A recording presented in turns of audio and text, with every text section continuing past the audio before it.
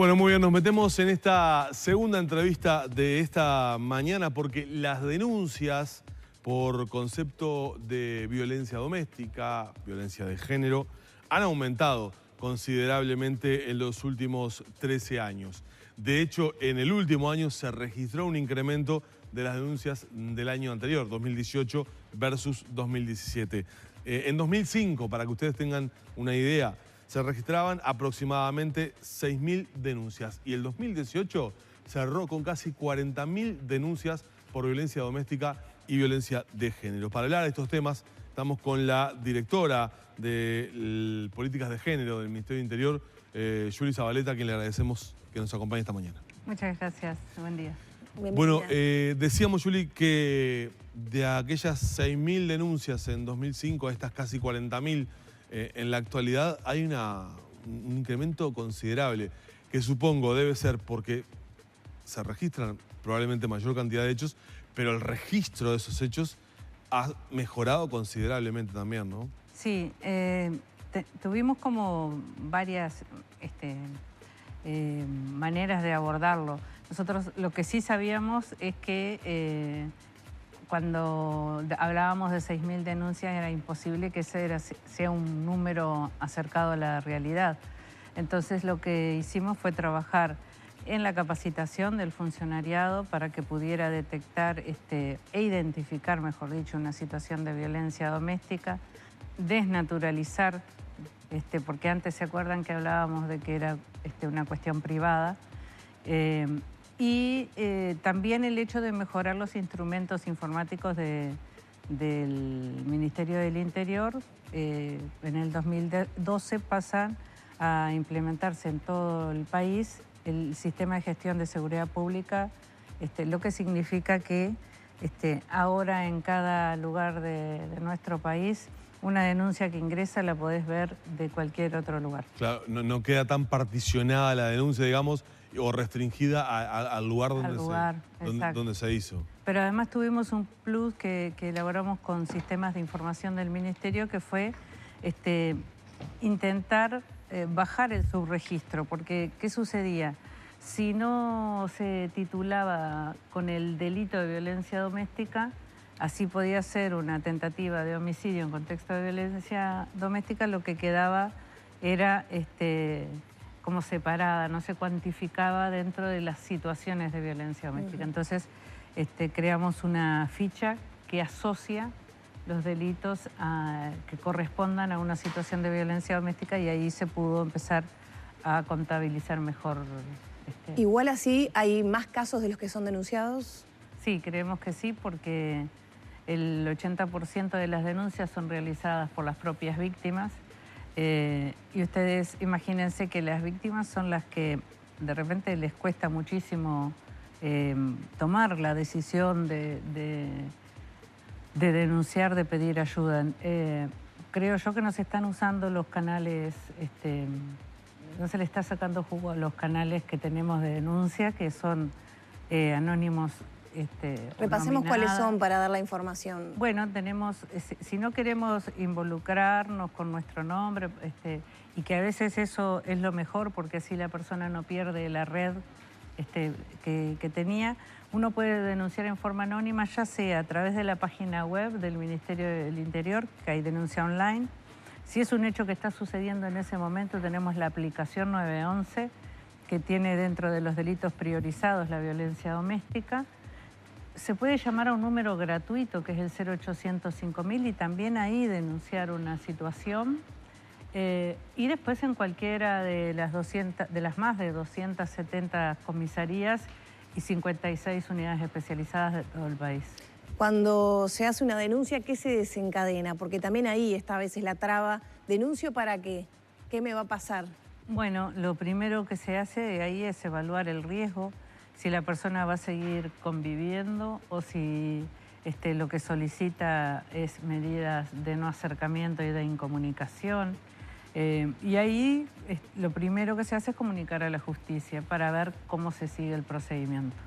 Si es, en el caso de violencia doméstica, nosotros trabajamos no solo con penal, sino también con familia especializada, ya que es esta última quien dispone las medidas Claro.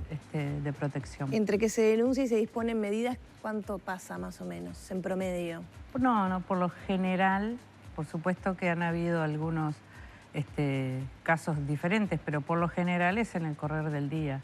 Lo que pasa es que ahí depende de si el ofensor está, lo pudimos ubicar o no. Y a veces está desaparecido. Claro. Por ¿Ha decirlo, ¿no? mejorado el trabajo, Juli, en cuanto a la relación, la interacción que hay entre el Ministerio del Interior, la policía y la justicia, particularmente la Fiscalía? Digo esto porque la Fiscalía ha generado nuevas fiscalías especializadas en violencia de género y violencia doméstica.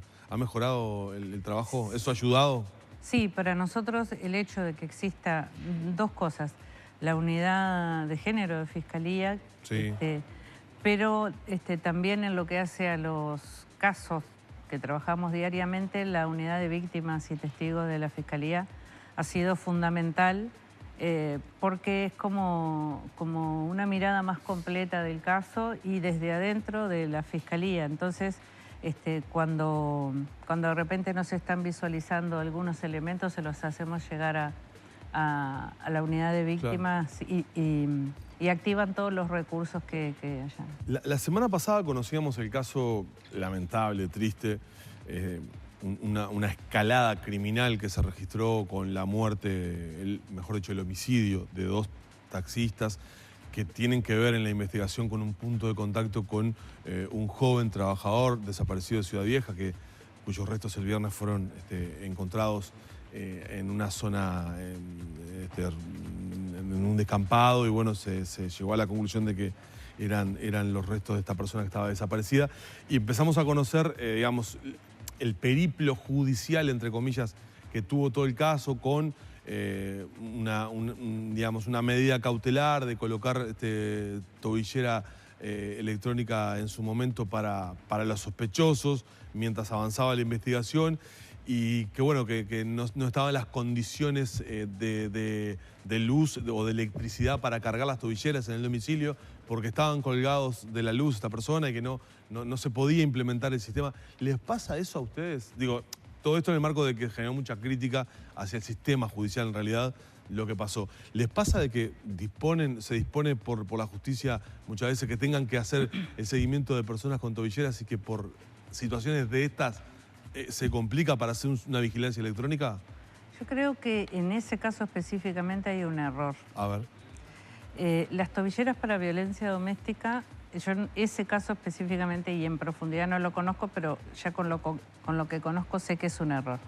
Las tobilleras para violencia doméstica se carga el dispositivo móvil unas horas al día, y nosotros hemos facilitado que para la gente que no tenga luz en su casa, se puede hacer en la comisaría, por ejemplo. Claro, que la persona va a la comisaría. O sea que no sería un impedimento. No es un impedimento. De hecho, tenemos personas en situación de calle con tobilleras. Lo que sucede con la prisión domiciliaria es que es otro tipo de aparato. Para que se hagan una idea, es como una especie de fax. ¿Se acuerdan de los fax? Bueno, eso tiene que estar las 24 horas conectado a la electricidad y a la línea telefónica. No es lo mismo. Por otro lado, no es para prevenir otros delitos, porque en realidad lo que hace ese aparato es asegurarse de que quede registrado de que la persona está dentro de esa zona donde debe estar en el horario que debe estar. Lo que significa que dentro de su casa la persona puede cometer cualquier otro ilícito, porque no es eso, no es una cámara que lo está. Claro.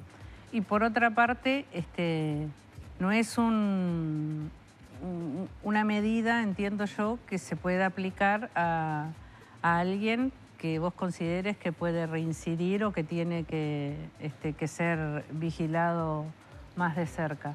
No sé lo que sucedió en el caso, si la evaluación del riesgo dio baja, pero luego algo pasó que ese hombre llegó a cometer ese otro hecho, pero lo cierto es que la prisión domiciliaria es para asegurarte que estés en ese lugar. Confinado en ese lugar. Y te diría que con sería... la vigilancia electrónica necesaria. Exacto.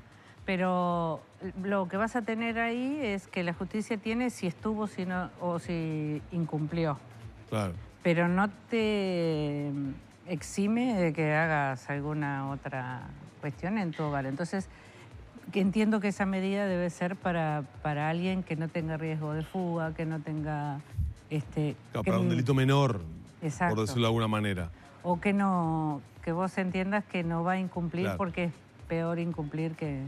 Y en realidad la pregunta mía iba dirigida a si alguno de estos elementos que se pueden suceder para las personas que han incursionado en hechos de violencia doméstica o de violencia de género, si algún tipo de medida que se aplica sobre ellos entorpece justamente el hecho de la vigilancia. Por ejemplo, lo que te decía, que no tenga luz en su casa, que no tenga un domicilio constituido, por lo que acabas de decir, no. Violencia doméstica no, de hecho nos complica bastante el monitoreo, el hecho de que la persona esté en situación de calle, pero se hace igual. Movilidad que porque tiene. Lo importante es que no se acerque al receptor, digamos, a la víctima. Exacto. No importa por dónde se mueva. Sí, lo que nos hace es que estemos avisándole cuando se está descargando. Ya el aparato te avisa con bastante tiempo de anticipación que tenés que ir a cargarlo. Y si vemos que no fue puesto a cargar en un tiempo prudencial, se le insiste y se lo orienta para que vaya a cualquier comisaría cercana y cargue el dispositivo. No es el caso de este otro aparato que tiene que estar conectado las 24 horas. Y vos, ¿por qué la irregularidad en la conexión de la luz no lo permite? Y bueno, primero que nada, porque no es legal y el Ministerio del Interior tiene que hacerlo saber. Claro. En segundo lugar, porque vos no podés asegurar que el aparato funcione adecuadamente sin que pase algo, que se desenchufe, que haga falso contacto. No se puede interrumpir la conexión. No se puede interrumpir, no se debe interrumpir. Y en tercer lugar, que una conexión irregular puede quemar el aparato, que es un aparato que paga la ciudadanía. Entonces, se tienen que dar determinadas condiciones que se saben previamente que son así. Juli, con el tema de la limitación de las tobilleras para los casos de violencia de género, violencia doméstica, una televidente que nos escribe desde Chuy preguntaba si hay problemas con la frontera, que si se cruza la frontera se pierde la conexión en ciudades fronterizas, ¿no? Como puede ser Chuy, Rivera. No, para la frontera no necesariamente es por el tema de la conexión, porque se podría resolver con roaming, pero lo que nosotros hemos dejado claro y por eso todo lo que ha sido frontera fácil de transitar lo hemos dejado para el final de la implementación. Recuerdan que, por ejemplo, Artigas fue uno de los que se implementó al final, es justamente porque la respuesta policial se puede dar en el territorio uruguayo y no del lado brasilero. Las leyes del lado brasilero son bastante distintas en este sentido. Entonces, cuando ingresan al programa, lo primero que le decimos es que nosotros vamos a poder dar respuesta del lado uruguayo. No podemos ir a hacer un procedimiento del lado brasilero. Sí, por supuesto, hay colaboración entre las policías, pero no para una situación de un incumplimiento de una medida cautelar uruguaya. Claro, sí, sí. Juli, desde tu lugar como directora de política de género del Ministerio, ¿te hace un poco de ruido o te genera un poco de molestia alguna respuesta ministerial que se ha dado para explicar parcialmente algunas de las explicaciones? Porque, digamos, el delito es multicausal, evidentemente, ¿no? Pero alguna respuesta que se ha ensayado para hablar sobre lo que es la prevención del delito en cuanto a que hay muchos policías afectados a la custodia de los casos de violencia doméstica, hay 300, 400 policías, y que eso, digamos, desvía un poco lo que es la vigilancia en otras áreas? No, no me ha caído mal porque eso fue básicamente a mediados del año pasado, donde recordamos que solamente en Montevideo habían más de 80 casos, casi siempre rodaban los 89 casos de custodias por violencia doméstica, que eso era lo que teníamos que multiplicar por 6 y además sumarle algún móvil, si estaba lloviendo, si era de noche, si la zona era conflictiva. Entonces, lo que nos molestaba en ese momento, nos parecía que no era adecuado, era el motivo por el que tenían custodia algunas personas. Las decisiones judiciales de poner custodia, digamos. Sí, o de ampliar. Yo creo que era basado en una falta de otras herramientas que aseguren la efectividad. Que eso es lo que venimos diciendo. Bueno, busquemos otras herramientas que no sea solamente el policiamiento de la situación. Habían situaciones que estaban con custodia, pero eran por problemas de pobreza estructural. Una persona porque no se pueda mudar, lo resolves con custodia policial. Una persona que de repente ya había tenido el problema, pero que el entorno era peligroso, en vez de intentar que no siga estando en el entorno, pero sin que se quede sin nada, se le ponía tobillera, custodia. Pero además habían otras resoluciones que eran custodia hasta que se evalúe el riesgo. O sea, no se había evaluado y se le ponía custodia. Eso por suerte bajó al 50% más o menos antes de finalizar el año, porque creo que se entendió que esos 500 policías que están apostados ahí son los mismos que no van a poder responder ante una emergencia de cualquiera de esos casos e incluso de un caso de tobillera. O sea que ahora hay 250 policías dedicados a la custodia por casos de violencia de género. Sí, más o menos, sí. Solo en Montevideo. Sí, sí. O sea que bajó, en este semestre bajó a la mitad. En el año pasado ya a finales había bajado a la mitad. Sigue siendo un número importante. Lo que tenemos que hacer es seguir revisando si las tobilleras y la custodia son la única solución para los casos complejos y seguir mejorando la respuesta interinstitucional. Claro, y la pregunta es, ¿bajó a la mitad en este último semestre del 2018 porque hay menos casos o bajó? No creo, por lo que acabamos de decir. Bajó a la mitad porque se han utilizado otros instrumentos. Sí, y creo que una de las cosas también es el hecho de que hay unos artículos que se aprobaron en la rendición de cuentas que tiene que ver con contemplar el consentimiento de la víctima para ingresar al programa Tobillera, pero también para tener custodias. Teníamos al menos 13 casos a mediados del año pasado donde las víctimas habían pedido en reiteradas ocasiones que no querían la custodia y era un infierno para ella porque no quería estar con un policía las 24 horas y también, más allá de ese infierno y que sabemos que era una situación probablemente de riesgo, no se podía cumplir la custodia porque las víctimas de repente en ese ciclo de la violencia de querer volver con el ofensor, burlaba la custodia. ¿Por qué? Porque no está privada de libertad, ¿no? Porque si no diríamos, pero si se le escapa a la policía, bueno, no está privada de libertad. Claro. El tema de las tobilleras, ¿cuántas hay funcionando? 600 en este momento. ¿Son suficientes? Sí, creemos que sí. Lo que insisto es que hay que buscar otras alternativas que complementen.